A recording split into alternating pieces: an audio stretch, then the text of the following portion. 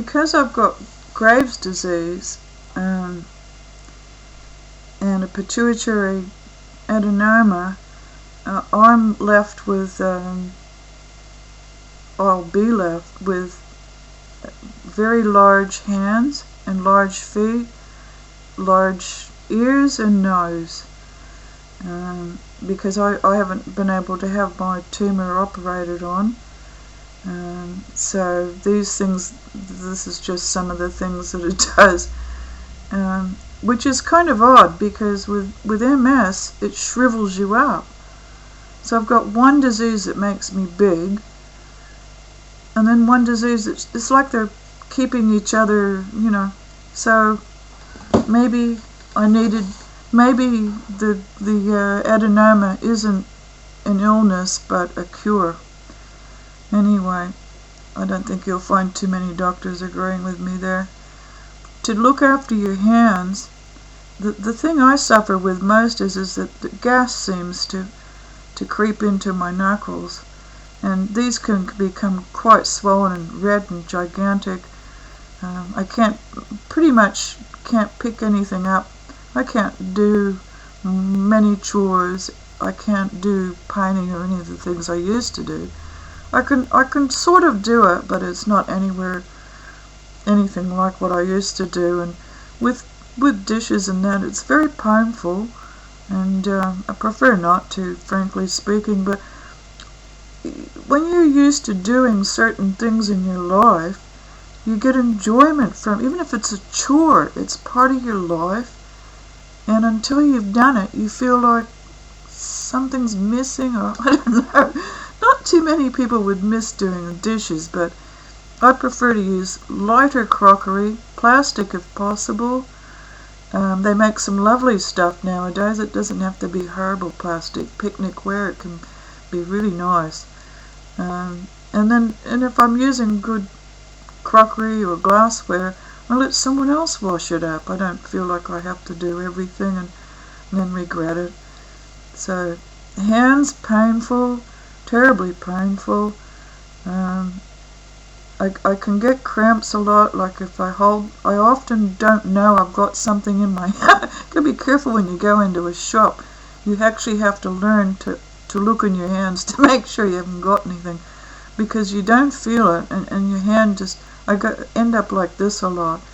So I'm assuming everyone else has similar problems. It's like maybe you're sort of clenching because of the pain, but and then they sort of seem to turn inward and upwards towards the chest. You know, I often find myself, with them clutched up on my chest. So I do a lot of exercises like this, to keep the mobility and elegance of movement.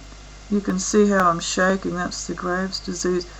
With Graves' disease, you can take medication, and it can really settle it down. I didn't get my thyroid burnt out. I kept it. It took me about 3 or 4 years of pretty strong medication, but I managed to keep it level. But you got to be very careful, because you can still get very, very sick. Graves' disease, you might not succumb to it, but it's always there. And it's like MS, it comes and goes, So I pull my fingers out. I'm forever pulling them out like this, just to loosen them up. Here, I wobble these this way and they pop. But people say don't do it, but if I didn't, I'd have gigantic, big, hard, stiff knuckles, like you see people like that. I'd be like that. I couldn't bear it. Again, here, when you're massaging your hand, this is a line of acupressure or acupuncture points. It's the same line that's on your foot. That's your neck. That's your lower spine. That's your things in between. And when you're massaging your hand, you press these points. You then help the rest of your body. These can be hard. These can come up and swell before your eyes. And what I do is, I just slowly squish it. It might sound weird, but you can actually feel, I don't know where the gas goes, I've no idea. It's kind of spooky, but where it comes from and where it goes. But I pull it and I make sure it doesn't stay on my knuckles. I've been a hard worker all my life, so I've used my hands doing so many different things. You'll see this is from scarred being outside, using machines, using all kinds of acids and paints and God knows what, concretes, and just finishing everything. So be gentle, don't overdo it, don't worry your hands. You can soak them in a nice lukewarm soft water with maybe some sort of softener in it. You can use anything, hair shampoo, conditioner, water softener, bath salts, anything. Chamomile tea or something if you haven't got anything else. And I use olive oil. When I was younger I used to put Pond's cold cream on it, but now you can't get that product anymore. And just being gentle.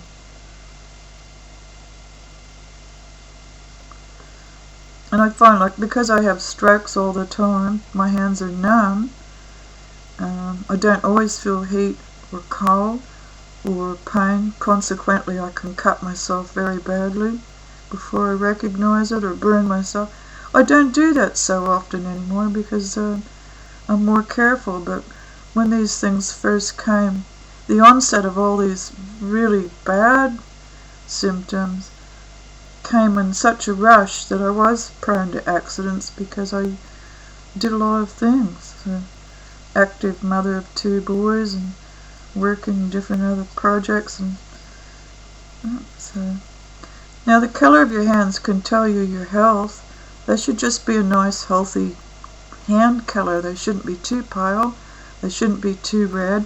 If that's all dotted like with little red spots, there's something wrong with your I forget whether it's kidney or liver, but whatever it is, you need to drink a lot of water for over a period of a day, and they should go away. If it doesn't go away and you still have all these dark patches on your hand, go see your doctor straight away. Something's wrong if you got coloured patches on there. Okay, keep your hands clean, your nails short. Don't wear nail polish unless you have to. I love nail polish, I'm not against it. I just think that anything you just don't know what chemicals are in anything, and you don't know what's being absorbed into your body. And with this illness, we're so delicate.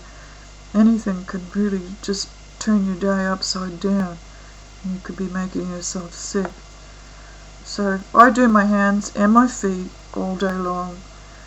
I also use my hands to massage my face at the same time. When you're tired and you rub your face and then you feel better, it's because you've activated all these acupuncture points which invigorate your body, at different points. And this is really good. I'm feeling good doing this. I'm feeling great. Yay! Okay, so that's your